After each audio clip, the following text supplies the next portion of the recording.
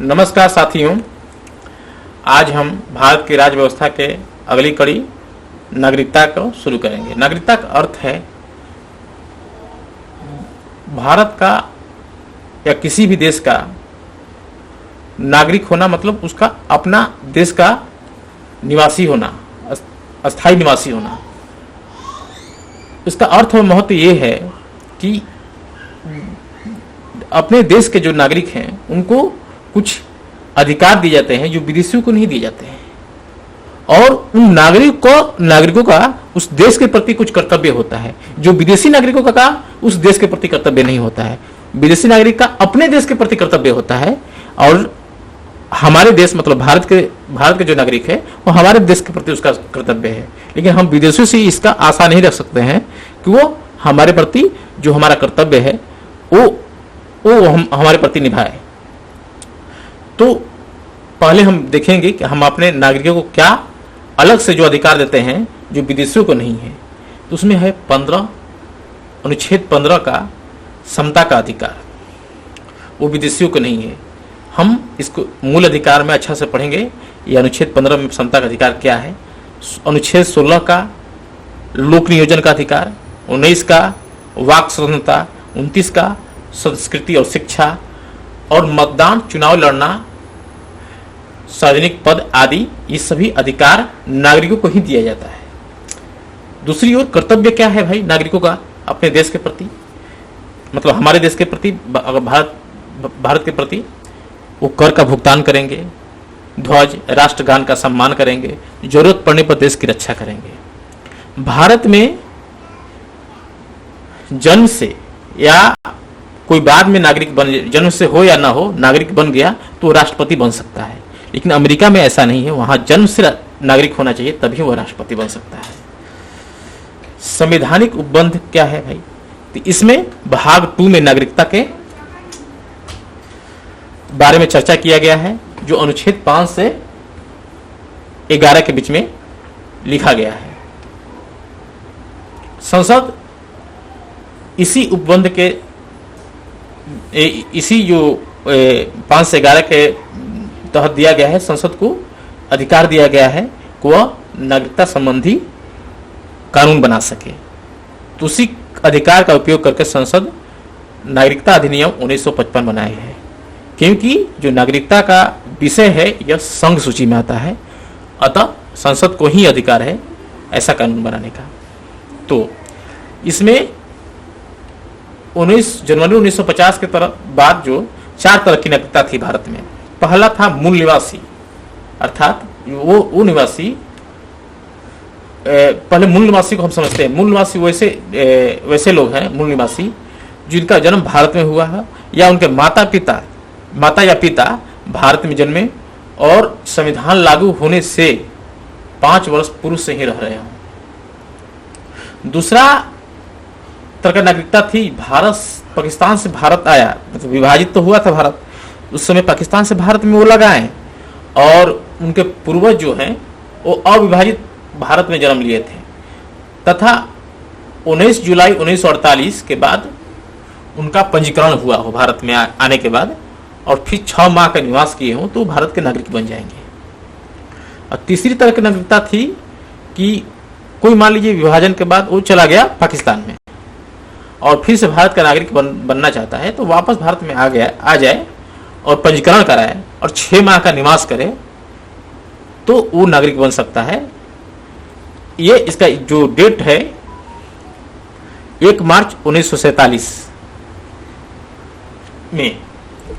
तो और चौथा है भारतीय मूल का पंजीकरण। ये पंजीकरण से भी, जैसे भारत मूल के कोई लोग हैं तो उसका पंजीकरण से भी वो नागरिकता ले सकता था। अब जो नागरिकता को के संबंधी बातों को चलाया जाता है, मतलब बातों के लिए जो कानून है वो अधिनियम 1955 के तहत हमारे देश में उसके तहत नागरिक बनते हैं। उसके आधार पर हम लोग 5 तरह के नागरिकता है। तो उसमें पहला है वंश के जन्म के आधार पर। 3 दिसंबर 2004 से जो पहले जन्मा है उसमें से किसी उसका जो अभिभावक है, माता या पिता, कोई एक नागरिक हो तो ऑटोमेटिक अगर भारत में वो जन्मा है तो स्वयं वो भारत का नागरिक बन जाता है। लेकिन 3 दिसंबर 2004 के बाद में उसका जन्म हुआ हो तो उसके माता पिता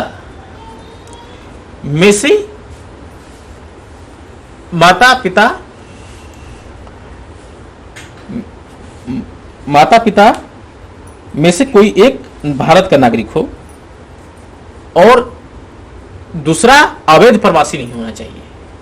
समझ रहे हैं? इसमें अवैध प्रवासी शब्द जोड़ दिया गया है 3 दिसंबर 2004 के बाद। ये बात जोड़ा गया है, मतलब 3 दिसंबर 2004 के बाद कि वो अवैध प्रवासी न हो।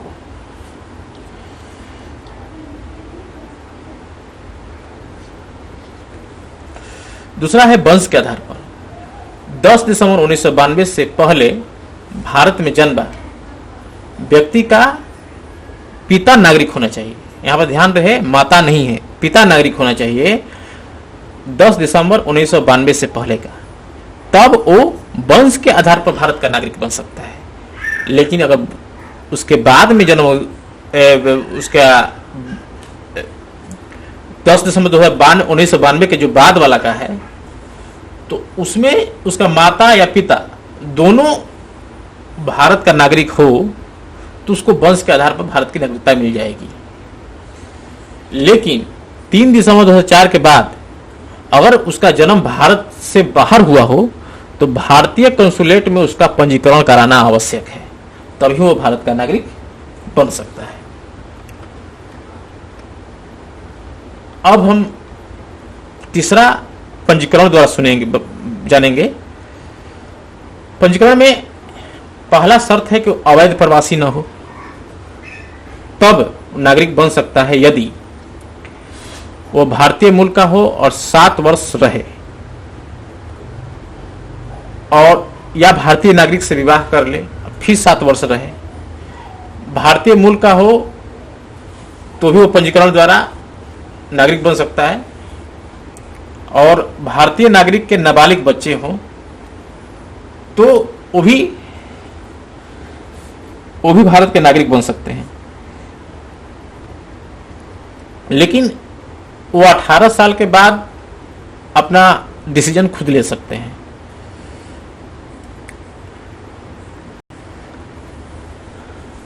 और उसका पंजीकरण माता पिता पंजीकरण कराए 12 माह से पहले, मतलब 1 साल के अंतर्गत। फिर उसके बाद भारतीय मूल का हो और अविभाज्य भारत के तथा 1947 का पहले का उसका माता पिता या उसके अन्य लोग, मतलब उसके पूर्वज भारत के निवासी हों तो भी भारत का नागरिक पंजीकरण से हो सकता है। चौथा है प्राकृतिक रूप से। पहला तो उसमें शर्त है कि अवैध नहीं होना चाहिए और दूसरा देश का नागरिक है तो उसका वो त्याग करेगा तभी भारत का नागरिक बन सकता है। अच्छा चरित्र वाला हो, भाषा ज्ञान का, जो भारत की भाषा है उसका ज्ञान हो,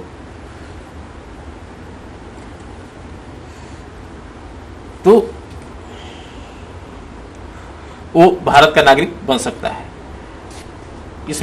इसमें आता है क्षेत्र का, जिससे कोई क्षेत्र भारत उसको समाविष्ट कर लिया, अपने में मिला लिया, तो वो नागरिक बन सकता है। अब हम बात करेंगे ये जो क्षेत्र समाविष्ट है, ये 5वें तरीका से नागरिक बनने का तरीका है। अब नागरिकता किस, अगर कोई नागरिक है और उसकी समाप्ति होनी है तो कैसे समाप्त होगा? तो पहला है कि वह खुद अपना स्वेच्छा से त्याग दे कि हम नागरिक नहीं बनना चाहते हैं, तो त्याग कर सकता है। दूसरा है उसको बर्खास्त कर दिया जाए सरकार द्वारा। तो ऐसा ही हो सकता है यदि वो दूसरे देश का नागरिकता ग्रहण कर ले। मान लीजिए कोई देश भारत का नागरिक है और कोई और देश का नागरिकता ग्रहण कर लेता है तो उसका नागरिकता को बर्खास्त कर दिया जाएगा। और तीसरा है उसको वंचित किया जाएगा नागरिकता से। मान लीजिए वो नागरिक बनना चाहता है, लेकिन फिर उसको नागरिकता से वंचित कर दिया जाएगा। क्या है, क्यों वंचित किया जाएगा भाई? वो जो नागरिक के लिए आवेदन दिया है उसका जो तरीका है वो फर्जी है, मतलब झूठ बोला, चाहे बातों को छिपाया, तो उस तरीका से भी उसको वंचित किया जा सकता है। संविधान का अनादर कर दे, शत्रु देश से मतलब मिला हो तो भी, और 2 वर्ष दूसरा देश में रहे,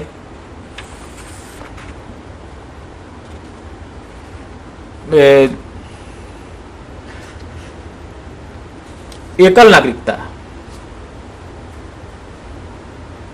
नागरिकता का अर्थ है भारत में एकल नागरिकता है, अर्थात कि भारत में कोई भी नागरिक भारत का नागरिक है, न कि किसी भारत के किसी स्टेट का या राज्य का नागरिक है, वो पूरे भारत का नागरिक है। वो किसी राज्य में जा सकता है, किसी राज्य का में आ जा सकता है। वो अभी हाल में यूपीएससी में एक क्वेश्चन भी आया था, भारत में एकल नागरिकता है लेकिन अधिवास राज्य का हो सकता है, नागरिकता राज्य का नहीं होता है, वो देश का होता है, भारत में देश का होता है। जबकि अमेरिका में ऐसा नहीं है, वहाँ वो देश का नागरिक तो है ही, वहाँ राज्य का भी एक पार्टिकुलर राज्य का भी मतलब नागरिक रहता है, लेकिन भारत में ऐसा नहीं है। उसको पूरे देश में समान नागरिकता अधिकार मिलता है। लेकिन इसका कुछ अपवाद है। अपवाद क्या है भाई? 16 के तहत, अनुच्छेद 16 के तहत जो लोक नियोजन का अधिकार मिला है, उसमें राज्य विशेष को छूट दिया जा सकता है।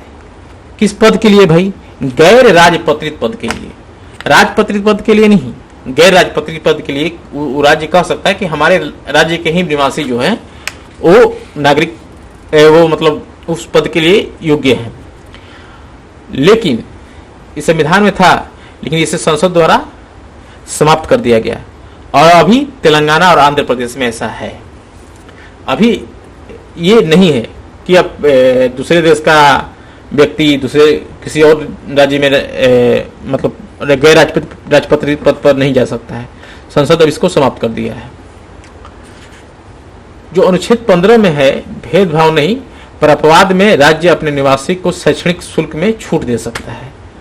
आज आप लोग भी देखते होंगे, मतलब राज्य शैक्षणिक शुल्क में छूट देता है, आरक्षण भी देता है, तो अपने राज्य के नागरिकों को, निवासियों को ही आरक्षण देता है। उसी तरह है। तीसरा अपवाद में क्या है कि अनुच्छेद 19 के तहत निवास घूमना का अधिकार है, लेकिन यह अनुसूचित जनों के क्षेत्र में लागू नहीं होता है। वहां पर कुछ मतलब आप पर रोक है, वहां पर आपको जाने के लिए परमिशन लेना होगा, मतलब उसकी आज्ञा होगी तभी जाना होगा। और जम्मू कश्मीर का जो था 370 के तहत और आर्टिकल 35A के तहत था कि वहाँ का निवासी ऐसे कोई नहीं हो सकता था। लेकिन ये आप लोग को सबको पता होगा, अगस्त 2019 में वहाँ का जो ये स्पेशल अधिकार था उसको खत्म कर दिया गया है। अब कोई भी जम्मू कश्मीर का निवासी बन सकता है, वहाँ जा सकता है, रह सकता है। इस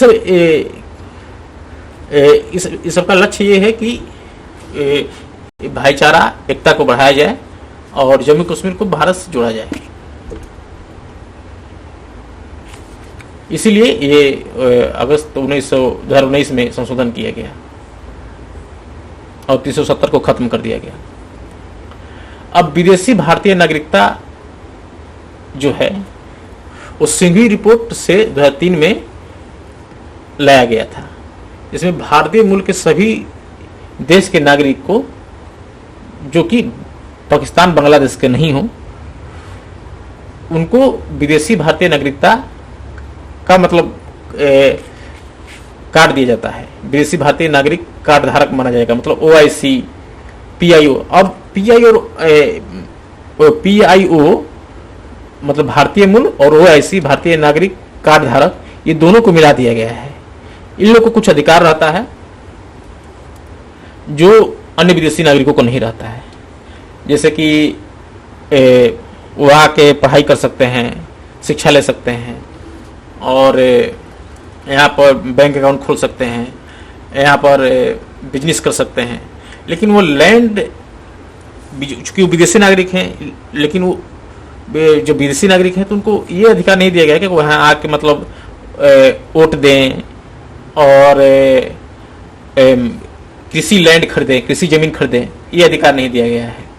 तभी पीआईओ और ओआईसी दोनों को मिला दिया गया है अभी हाल में इस संशोधन के द्वारा। ये हम लोग को समझना होगा। अधिकार क्या है भाई? केंद्र सरकार द्वारा तय किया जाता है, जो निम्न नहीं, मतलब वो निम्न, उनको निम्न चीज नहीं करना होगा। सार्वजनिक नौकरी, राष्ट्रपति, उपराष्ट्रपति या संसद सदस्य, एससी, सुप्रीम कोर्ट में हाई कोर्ट का न्यायाधीश, राज्य विधानसभा का सदस्य, मतदाता आदि नहीं हो सकते। कौन? ये जो ओआईसी या पीआईओ है, ये सब उनको अधिकार नहीं दिया गया है। जो ये इसमें जो दिया गया है कि सार्वजनिक नौकरी, सार्वजनिक नौकरी, राष्ट्रपति, उपराष्ट्रपति, संसद सदस्य, ये सब, सुप्रीम कोर्ट, हाई कोर्ट का न्यायाधीश, मतदाता होना, ये सब अधिकार उन लोगों को नहीं दिया गया है। फिर यहाँ पर निवास, देखिए ये ऊपर वाला ही पेज का 2 बार हो गया है। तो अब हम लोग नेक्स्ट चैप्टर में मूल अधिकार पढ़ेंगे। धन्यवाद।